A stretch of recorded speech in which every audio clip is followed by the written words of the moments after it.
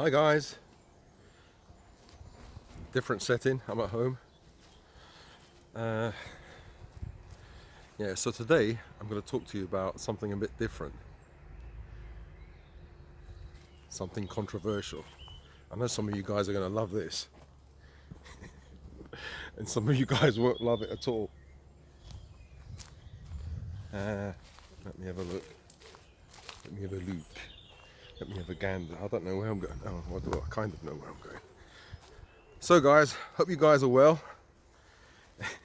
And the discussion that we're going to have, or the thing that I'm going to talk about today, is something that I saw online yesterday.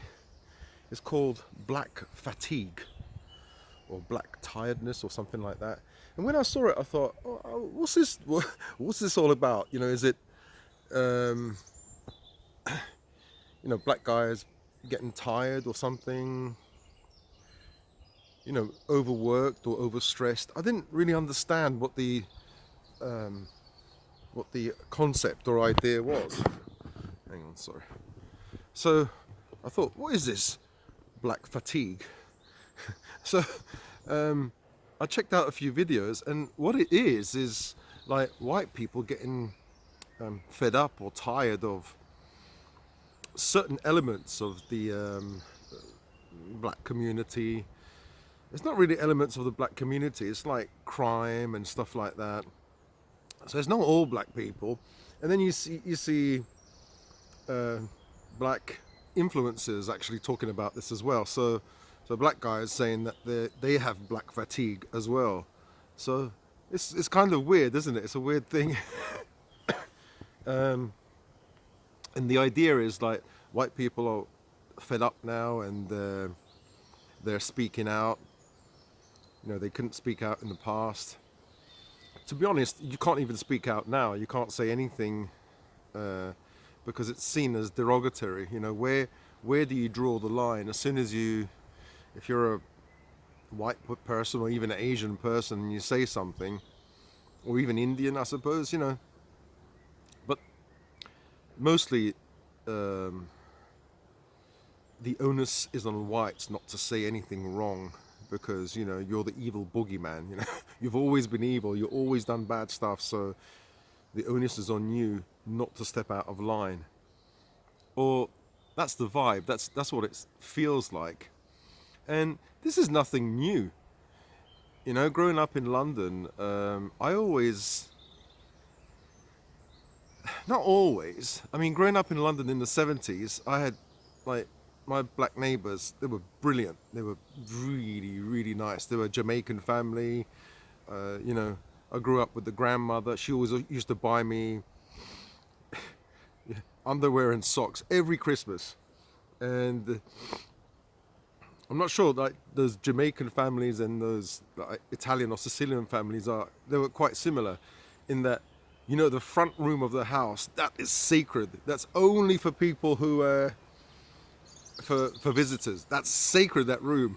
And it was really funny that their front room, like one of the kids, Steve, he was lying down on the sofa and messed up, like there was a cover on the sofa, and the grandmother said, "Get out! You don't dirty that room." And it's the same thing with my mum. My mum used to say, "Gerald, no, be careful. That front room has to be clean." For relatives or visitors to come. They were so cool, such a nice family, And it's because of those kids that I supported Man United when I was about 8 years old, because Wayne and Steve, they supported Man United. And it's because of these black kids, this black family, this Jamaican family, that I ended up liking Man United and supporting them. We've done terribly in the last few years. Let's not talk about that. But yeah.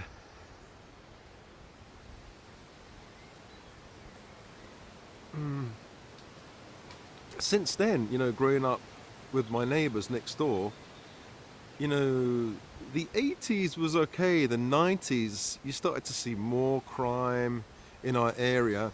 And then there was knife crime, gun crime, and then suddenly it became gentrified. what happened was lots of middle class English families moved in and bought out all those families. Not only black, but I think there were lots of different types of people: Spanish, Italian, um, Greeks, lots of West Indian families as well. They all left, and I don't know. Apart from the crime, it wasn't a good change. You have all these snobby, um, snobby feminazi kind of women, and it was horrible. Apart from the crime, yeah, the crime went down, and yeah, it's okay if you want to be snobby. That's not a problem. But they're all ultra woke, ultra. Well, maybe one day I'll explain some stories, but some of you guys want me to talk about these stories, but and this is the theme. You can't talk about certain things. Otherwise you're seen as the R word, or you're seen as, I don't know, intolerant or whatever. I think, in England we're too tolerant. In Europe it's been less tolerant, but they've become more tolerant now as well. But in places like Russia or China, they're not tolerant at all. There's no way that they're tolerant there. And the ironic thing is, these are communist countries, and the whole woke kind of agenda is communism. Say, like, there's the old communism, then you've got cultural Marxism, and now you've got woke ideology. It's the same thread. It's just a different mask. And the irony is, all these people that go on about woke stuff, political correctness, whatever, and try to make you feel guilty if you highlight certain things, especially if you're white, believe in all this woke stuff and cultural Marxism, DEI. Yeah, that's another one. DEI means diversity, equity, and inclusion, and so people are hired because of their race. Now that is racist itself, but they claim, well, you have to be racist in order to right the wrongs of the past. No, racism is racism. You don't have to be racist to right the wrongs of the past. Racism is racism, right? But that's the thing. It's only racism when whites say or do it. So if a white person was to say, well, the problem with the black community is that black fathers are leaving white mothers 75% of the time. That's racist. If you're a black person and say that, because you're talking about your race and your community, I suppose, nothing is going to be said. And that does make sense. I do understand that. But the thing is, society is so, for want of another word, woke, and so, to be honest, anti-white. Society doesn't like traditional white people. When I say traditional, I mean people who kind of veer off the path, off the ones that don't get with the plan, the ones that question. So it's like, and I'm one of these people. I'm not when it comes to religion, I'm a doubting Thomas. I'm the outlier. When it comes to politics, definitely I don't trust and I don't believe our politicians. I didn't take the medicine. Some things about history, it's not that I don't believe they happened, but I'd like to question. And when you question, you become a denier, which means you're evil. You're the next worst thing to that guy that starts with H in a country in the 1940s that starts with G. Yeah, they called Putin that as well, the H word. Hitler. And that's what they do. They created this reference point, and if you veer off the path and you don't listen, like a good communist, like a good little boy, a good little girl, like a robot, then yeah, you're called these names. You're one of them, and if you're one of them, you're evil. And what do they do to evil people? They have to, I don't know, K them, and they have done that. You see, they don't do it themselves. They get the foot soldiers and the pawns to do it for them. The ones that are brainwashed, the um, was it Stalin or another communist used to call them useful idiots. I'm not calling them useful idiots, but in a sense, that's what they are. They're useful pawns and foot soldiers, you know. And, you know, so going back to what people are talking about is black fatigue. So people are tired of, you know, what they see online and what they see in their neighborhoods. This happens in America, but it happens here as well. So there was one YouTuber. He's I think a pilot, or used to be a pilot, and he spoke about this, and he had a title, Black Fatigue, or a caption on his thumbnail. And then so I checked it out, and he was saying he's kind of a right wing, you know. He doesn't like the left wing, but he's like one of those right wing people. And I think people like this don't go far enough. As I said, I'm an outlier or a person on the edge, you know. And, you know, what do I mean? Okay, when he was talking about this black fatigue, all he had, he was kind of tippy-toeing around the subject, you know, because to be politically correct. Yeah, he's a right winger, yeah. Yeah. He's not a right winger, he's like in the center, but they call them right wingers, you know. People like Putin, he's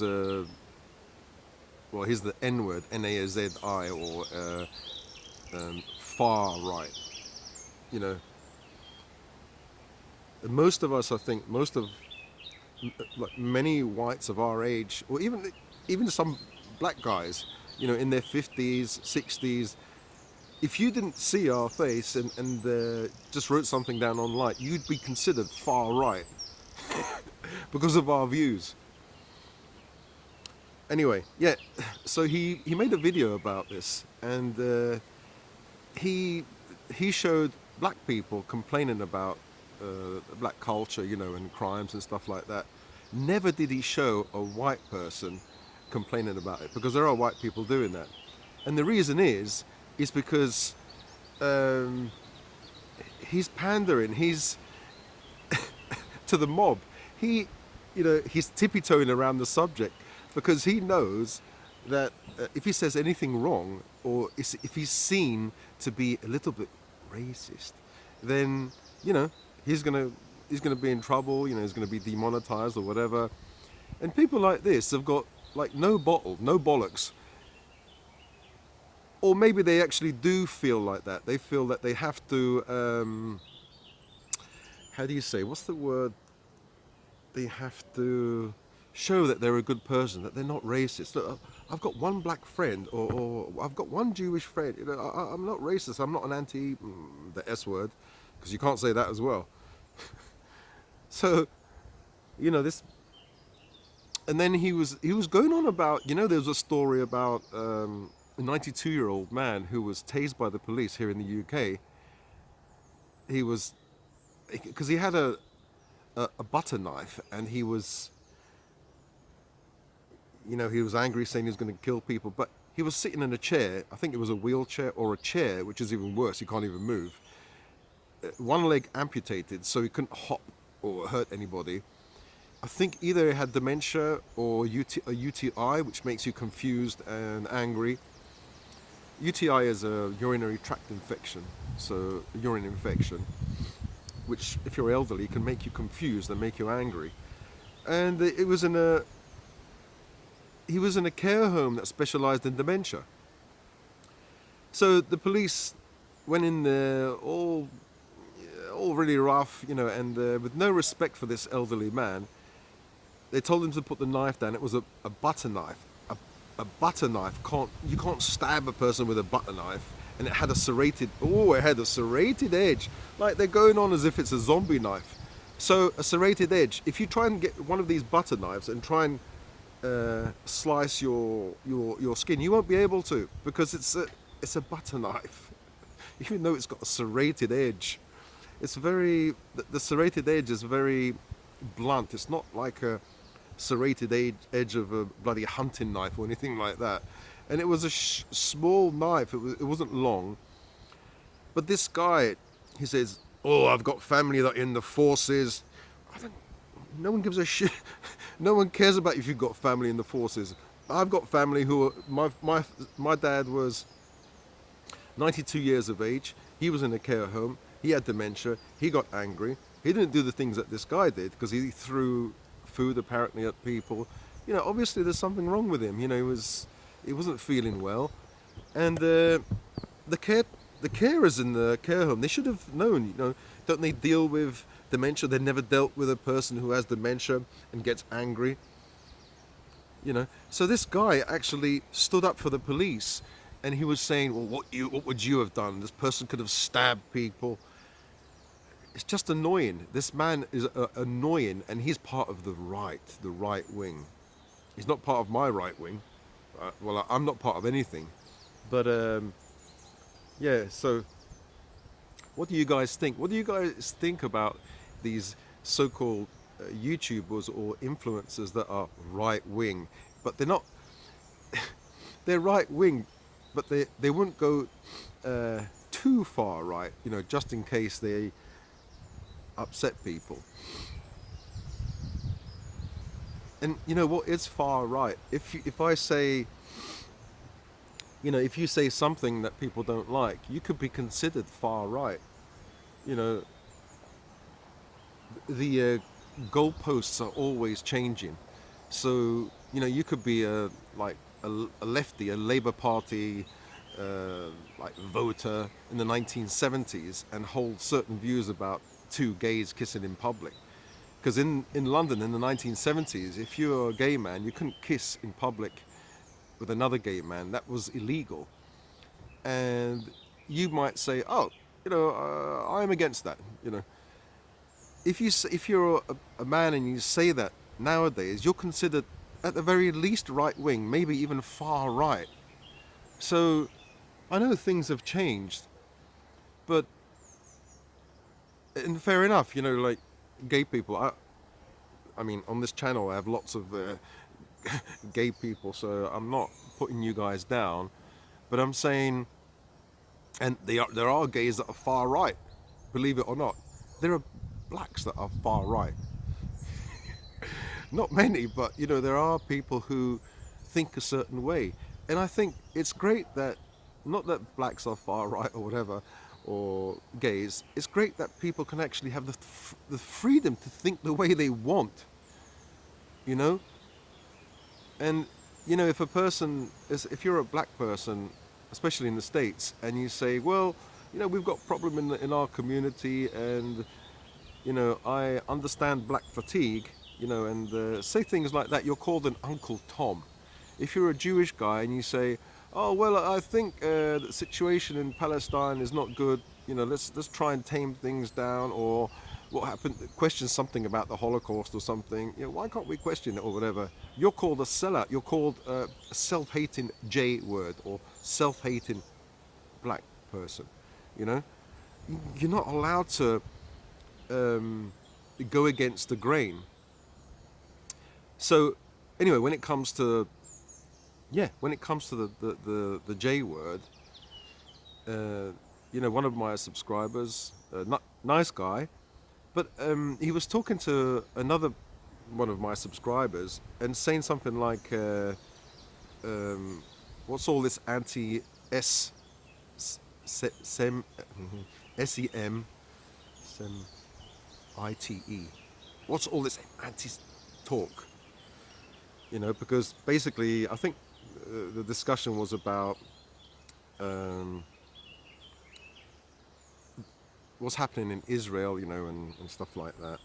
And I think like Christians supporting what's going on there, supporting that nation, and not thinking about the the children and the people being killed. Not all of them are terrorists.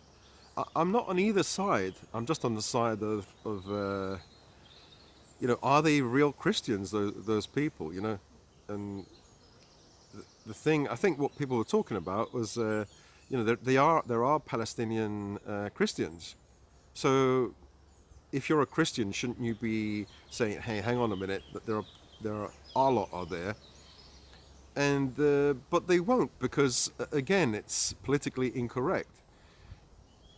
Because if you go against what's happening, you're an anti-Semite. So you can't say anything. And if you're a Jewish person, you're a self-hater. So, you know, one of my subscribers said something like, a genocide is happening, like it happened in the past. And so it's really difficult to say this, but the comment he wrote, nobody can, it can't be questioned. And so it's like a low blow, because that can't be questioned. As soon as you question that, like if you dare to question anything that was said, like a genocide is happening, or a genocide happened in the past, or whatever, then you're definitely an anti-Semite. You're the N-word, N-A-Z-I. And I don't know what happened, but the fact that you can't question it is a problem. It's a real problem. And so when someone makes a statement, and that statement can't be questioned, it's like as I said, like a low blow. So maybe the person who said this didn't realize it, but they said something that can never be questioned. And so, you can't go into an argument or write a comment, or you can't go into a conversation with a nuclear bomb and the person has no means to defend themselves or talk back or answer that. So when it comes to stuff like this, political correctness, you have to be, I don't know, if you're going to be anti-woke, you should be at least anti-woke to the hilt, not just in certain areas. So anyway, forget about that. But when it comes to black fatigue, I don't think it's anything new. I think people have been tired about it for years. It's just that because of wokery, we haven't been able to say anything. So I don't know what people are talking about. Maybe people are fed up being accused of being racist and stuff like that. And mainly whites, but blacks as well. Imagine if you're black, you're fed up of what's going on in your neighborhood, or people of your race or religion or whatever. And it must be terrible for them, but also terrible for whites as well, because there's black on white crime and people don't talk about it. You're more likely to be, if there's like interracial crime, you're more likely to be attacked if you're white than if you're black, than if it's the other way around. So people should discuss this, and it's nothing to do with I think the race itself, or maybe it is, but it's to do with how people in general are brainwashed. Like black people, as I said, they're brainwashed. They're brainwashed by the media, by politics, and they're always made out to feel like victims when they're not victims. I don't know, maybe in the past they've been victims, but anybody who really loves black people, why always put them down and always say that you're a victim and keep them down? In my opinion, it's because they need them as foot soldiers and pawns to rise up against the bourgeoisie, the whites.